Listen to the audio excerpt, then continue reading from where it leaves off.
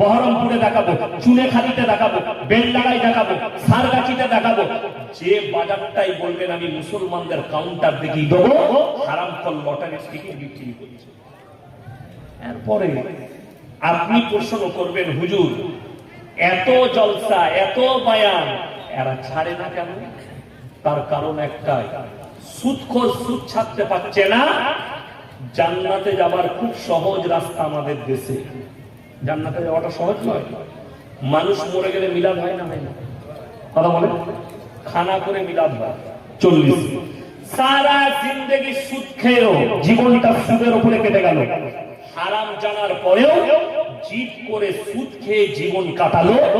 এই লোক যখন মারা যাচ্ছে, হুজুরকে দাওয়াত দিচ্ছেন দেশি মুরগি দিয়ে, ভাত দিয়ে, হুজুর দোয়া করে জান্নাতে ভরে দিচ্ছে। শুধু ওইটা নয়, এই যে জলসায় আমার আগে আজিজুল আমার খুব ঘনিষ্ঠ বন্ধু, আমার বর্ধমানে গেলে আমার বাড়িতে খানা খাই, আমি এদিকে এলে ওর কাছে খানা খাই। তো আমার আগে আদায় করছিল না? করছিল। এখন হুজুর আজিজুল ভাই তো আর জানে না কোন মালটা সুদখোর আর কোনটা লটারিওয়ালা। এই মাদ্রাসার জলসা হয়, মসজিদের জলসা হয়, আদায় হয়, সুদখোর এসে হুজুরের হাতে 1000 টাকা দিল। আজিজুল ভাই আহারে বন্দারে বুঝাই বসে ছিল, ছিল কি না ছিল, 1000 দিল, দিয়ে জান্নাতে ভরে দিল।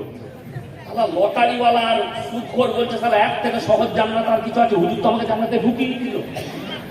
কথা বুঝতে পারেননি? সুদখোর আর সুদ ছাড়বে? আর আমি চ্যালেঞ্জ ছুড়ে বললাম, তুমি যদি কোটি টাকা দান করো আর জেনে শুনে যদি সুদ খাও, আল্লাহ কোরআনে বললেন যারা সুদ খায় তারা যেন আল্লাহর সঙ্গে যুদ্ধ ঘোষণা করলো। যে লোকটা যুদ্ধ ঘোষণা করলো, এই লোক মুমিন থাকতে পারে বাবা? এরপর আমাদের দেশে জান্নাতে যাওয়া সহজ, আমাকে দাওয়াত দিলেন। এরপর আমি তো আর জানি না যে আমাকে রানীনগরে দাওয়াত দিয়েছে, সুদখোর মারা গেছে, তার বেটা আমাকে দাওয়াত দিয়েছে, হুজুর 10,000 টাকা দেশি মুরগি দিয়ে ভাত। আমি দেখলাম এত খাতির যখন করছে, দোয়াটা একটু ভালো করে করি। আল্লাহ তুমি জান্নাতুল ফিরদাউস দান করো, আল্লাহ জান্নাতের আলা মাকাম দান করো বিরহমাতিকা ইয়া আরহামার রাহিমিন। আমি যখন চলে আসছি গাড়িতে চাপবো, গ্রামের একজন চাচা নামাজি বলে, হুজুর কানে কানে একটা কথা ছিল। কি বাবা? হুজুর যাকে জান্নাতে দিনের মালটা সুদ করছিল, তোবা তাকে দিলাম। কথা বুঝতে পারেন? আর আমি যদি জেনে শুনে দিই, তা সে হুজুরও কেলানি খাবে আর তার তো কেলানি আছে, তার মার শেষ নেই। ইমানদারির সঙ্গে বলবেন, নবীজি সাল্লাল্লাহু আলাইহি সাল্লামের থেকে দামি লোক পৃথিবীতে কেউ আছে?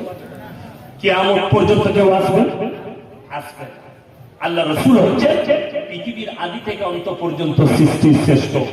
এরপরে একটু কানটা খাড়া করবেন, আমি পৃথিবীর যে লোকের কথা বলিনি, শ্রেষ্ঠ ব্যক্তির কথা বলছি।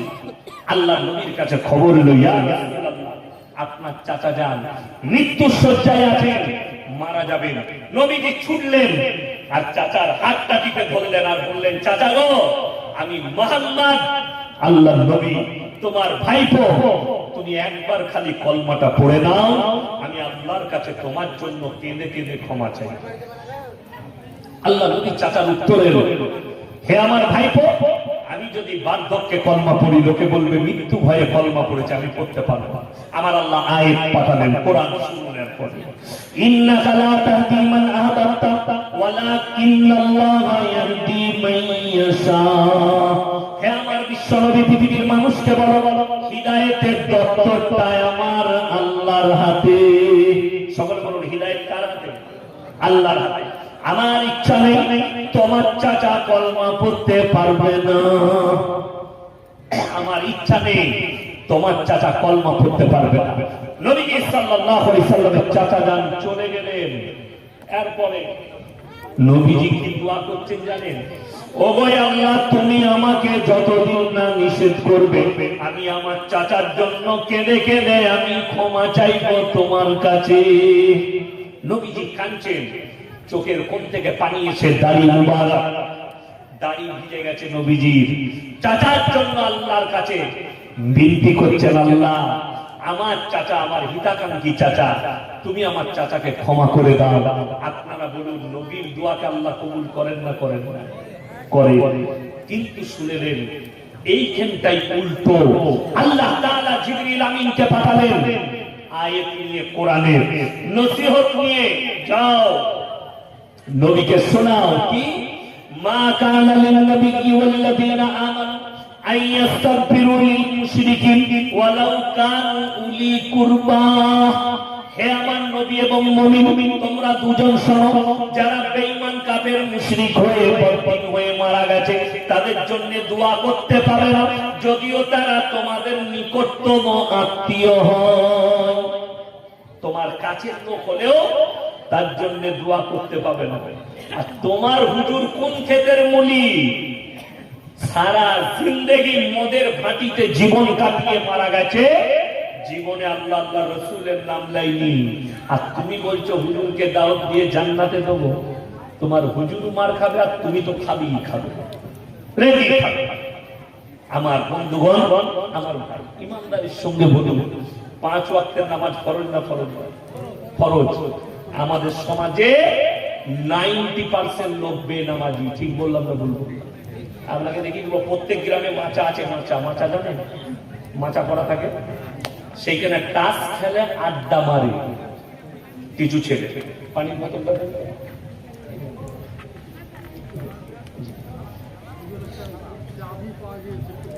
ও থাক, একটা চাবি পাওয়া গেছে, কেন হলে নিয়ে যাবেন। আলহামদুলিল্লাহ। আমার ভাই অবাক হবে, এটা তো আমাদের প্রিয় নবীর কথা শোনালাম। 1,24,000 কম বেশি পয়গম্বর দুনিয়াতে আল্লাহ পাঠিয়েছেন। তাদের মধ্যে উল্লেখযোগ্য একজন পয়গম্বর, একজন আল্লাহর নবী, দুনিয়াতে সব থেকে বেশি দিন দাওয়াত দিয়েছেন, তিনি হচ্ছেন হযরতে নূহ নবী। 950 বছর, কত বললাম? 950 বছর দাওয়াত দিয়েছে।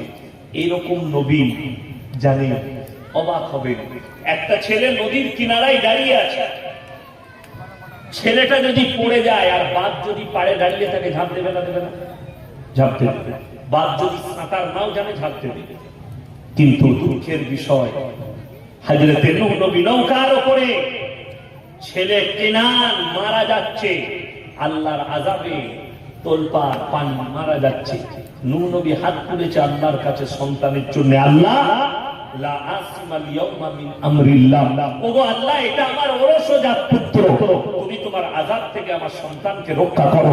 আল্লাহ ধমক দিলেন, লামিনাল খাসিরিন, যে আমাকে মানেনি, আমার নবীকে মানেনি, আমার দ্বীনকে মানেনি, তার জন্য দোয়া করো না, হাত নামিয়ে লাও, তা না হলে তোমাকেও ফেলে দেবো ওই ক্ষতিগ্রস্তদের মধ্যে। নূহ নবীর হাত নেমে গেছে।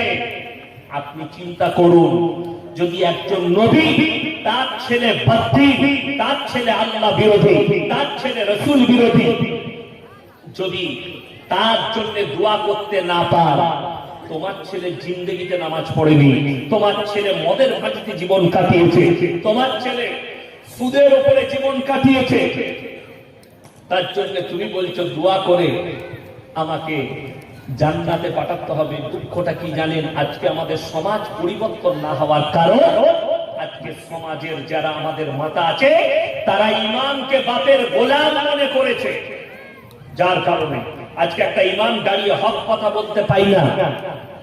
হক কথা বললে সেই ইমামের চাকরি চলে যায়। ইমাম সুদের বয়ান করলে সুদখোররা তাড়িয়ে দেয়, ইমাম লটারির বয়ান করলে লটারিওয়ালারা তাড়ায়, ইমাম জিনা করার বয়ান করলে জিনাখোররা ইমামকে মসজিদ থেকে তাড়াবার ব্যবস্থা করে একে তাড়িয়ে দেয়। না তো আমাদের সবকিছু ভার ফাটিয়ে। এটা হচ্ছে কষ্টে, এটা হচ্ছে দুঃখের, যে একজন ইমামকে আপনি মাথা করতে পারেন। বড় কষ্ট যে কোন মসজিদের সেক্রেটারি, কোন মসজিদ কমিটি এটা বললো না, আপনি জুম্মার দিনে দাঁড়িয়ে হক কথা বলবেন, হারাম হালালের গ্রাম পরিবর্তনের কথা বলবেন, যুবকরা যেন পরিবর্তন হয়। কার গায়ে লাগিও জানি না, কিন্তু দুঃখের বিষয় আমরা বলতে পারি না। কেন? চাকরি চলে যাবার ভয়ে, কেউ মারবে নাকি এই ভয়ে, কেউ পিটাবে নাকি এই ভয়ে অনেক ইমাম বলতে পারে না। বলতে দেওয়া হয় না, তাদের জবানের লাগাম লাগিয়ে দেওয়া হয়। আমার বন্ধু, এই ইমানকে আপনি তো পাওয়ারটা দিয়ে দেখুন, পাওয়ার দিয়ে। আজকে দুঃখ কি, ছেলে নাস্তিক। মুসলমান ছেলে নাস্তিক থাকে না, থাকে না? নাস্তিক, আল্লাহ মানে না, রাসূল মানে না, বেঈমান, অথচ বাপ হাজি সাহেব, অথচ বাপ আলেম, অথচ বাপ হাফেজ, অথচ বাপ মৌলভী, অথচ তার পরিবার নামাজি পরিবার। ছেলে হচ্ছে নাস্তিক, আল্লাহ মানে না, রাসূল মানে না, ইসলাম তাকেই মানে না। এইরকম ব্যক্তি মারা যাচ্ছে, সমাজে ইমামকে তার জানাজা পড়াতে হয়। ঠিক বললাম না ভুল বললাম? না পড়ালে আপনাকে চলে যেতে হবে। আর আমি চ্যালেঞ্জ ছুড়ে বললাম, যদি কোনো মৌলভী জানে এই লোকটা নাস্তিক, আর যদি প্রকাশ পেয়ে যায় এই ব্যক্তি নাস্তিক, আমার স্ত্রী নাস্তিক, আমার মেয়ে নাস্তিক, আমার বাপ নাস্তিক, এটা যদি প্রকাশ পেয়ে যায়, সে মারা গেলে না তার জানাজার নামাজ পড়া যাবে, না কবরস্থানে দাফন করা যাবে। কয়েক মাস আগে আমার বর্ধমানের ঘটনা, একটা মুসলিমদের মেয়ে পরকিয়া করে একটা অমুসলিম বাড়িতে ছেলে চলে গিয়ে সেই ছেলের সাথে বিয়ে করেছে, তার সঙ্গে থাকে। কারণবশত মহিলাটা মারা গেছে, কারণবশত। সে কারণ প্রশাসন জানে, তার পরিবার জানে, আল্লাহ জানে কেন মারা গেছে। তার পরিবার তার লাশ এনেছে, মাসলা দাঁড়িয়েছে, তার জানাজার নামাজ কি হবে, তার দাফন কি হবে। ইমামকে চাপ দিয়েছে, ইমাম পড়িয়ে দিয়েছে। আমাকে কয়েকজন আমার এলাকা, সেই এলাকার লোক আমাকে ফোন করলো, হুজুর এর কি জানাজা পড়া যাবে? আমি বললাম, যদি কেউ জেনে শুনে কোনো মৌলভী জানাজা পড়ায়, কিয়ামতের দিনে আল্লাহ তাকে কঠিন শাস্তি দিবে এবং হিসেবটাও কঠিন নেবে। কেন না তার জানাজা পড়া যাবে, না তার জন্য দোয়া করা যাবে, না তাকে কবরস্থানে দাফন করা যাবে। কি করব? এখন তার ব্যক্তিগত কোনো জমি থাকলে, চাষের জমি, সেখানে পুঁতে দিতে বলো, সারের কাজে লাগবে, শরীয়তের কাজে লাগবে। কথা বুঝাইলো? কিসের কাজে লাগবে? সারের। জমিতে ধান ভালো হবে, ফসল ভালো হবে, কিন্তু ইসলামী শরীয়তের কাজে লাগবে।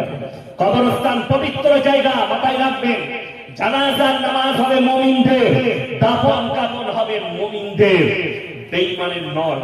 আল্লাহ কোরআনে নবীকে নিষেধ করলে, মুশরিক হয়ে মারা গেছে, তোমার চাচার জন্য দোয়া করতে পাবে না। আর তোমার সন্তান মুশরিক হয়ে মারা যাবে, তোমার সন্তান বদ্দিন হয়ে মারা যাবে, তোমার সন্তান বেঈমান কাফের হয়ে মারা যাবে, তার জন্য জানাজা পড়ে দোয়া করবে। তোমার কবরে যাওয়ার পরে তুমি আল্লাহর কাছে কি হিসেব দিবে, সেই মৌলভী কি হিসেব দিবে, সে বুঝে দিবে, আমি কিছু জানি। অর্থাৎ প্রত্যেকটা ভাইকে অনুরোধ করছি, যেমন নামাজ 5 ওয়াক্তের ফরজ, আল্লাহ রাসূলের হাদিস, যার নামাজ নেই তার মধ্যে ইসলাম নেই, যার নামাজ নেই তার মধ্যে ইসলাম নেই। আপনি আর পর কি করবেন ওটা আপনি ভাবেন, আপনার ব্যাপারটা। হে আমার যুবকরা, অনুরোধ করে বলে যাচ্ছি, আজ ফজর থেকে নামাজ কাজা করো, পৃথিবীর যে কোনো কোনায় থাকো, নামাজকে বলো না কাজ আছে, কাজকে বলো আমার নামাজ আছে। আজকে দুঃখ লাগে, আপনি গোদনপাড়া বাজারে পাবেন, শেখপাড়া বাজারে 4 ঘন্টা 5 ঘন্টা দোকানে বসে আড্ডা মারছে। নামাজিরা যদি তাদেরকে দাওয়াত দেয়, ভাই নামাজ পড়িস না কেন, তাদের উত্তর, আমরা সময় পাই না, কাজে ব্যস্ত। অথচ বিকেল 3:30টায় আসরের আগে চায়ের দোকানে বসেছে হারামখোর, সন্ধ্যে 7টায় বাড়ি যাচ্ছে, আসর আর মাগরিবটা ওখানে কাটিয়েছে। ঠিক বললাম না ভুল বললাম? এরপর এক শ্রেণীর মুসলিম এমন আছে, তারা নামাজ তো পড়েই না, তারা কি বলে জানেন, আমরা নামাজ না পড়তে পারি, কিন্তু ইমানটা আমাদেরই ঠিক আছে। এরকম মান আছে না? নাই? দাদা আছে, নামাজ না পড়তে পারি, ইমান আমারই ঠিক আছে। যদি এরকম ব্যক্তি এই জলসার ময়দানে থাকেন, কিংবা আমার আওয়াজ তাদের কানে পৌঁছাচ্ছে, কান খুলে শুনিলেন, তারা কত ভয়ানক ভাবে জাহান্নামে প্রবেশ করবে। কিয়ামতের দিনে দুটো রাস্তা, একটা জান্নাতের, একটা জাহান্নামের রাস্তা। জাহান্নামীরা জাহান্নামের রাস্তায় চলতে শুরু করবে, জান্নাতীরা জান্নাতের রাস্তা। কোরআন বলছে এই জান্নাতীরা তাদেরকে দাঁড় করাবে কি বলে, ফি জান্নাতি ইয়াতাসাআলুনা আনিল মুজরিমিনা মা সালাকাকুম ফি সাকার। হে জাহান্নামী ভাইয়েরা, দাঁড়াও, তোমরা কেন সাকার নামক জাহান্নামে প্রবেশ করছো? তারা এক নম্বর উত্তর দেবে, ক্বালু লাম নাকু মিনাল মুসাল্লিন, আমরা নামাজি মুসল্লিদের মধ্যে ছিলাম না। এটা এক নম্বর উত্তর। এরা বলবে তোমরা তো বলতে আমরা ভালো লোক, তোমরা বলতে ভদ্র লোক, আজকে জাহান্নামে যাচ্ছ। তাদের এক নম্বর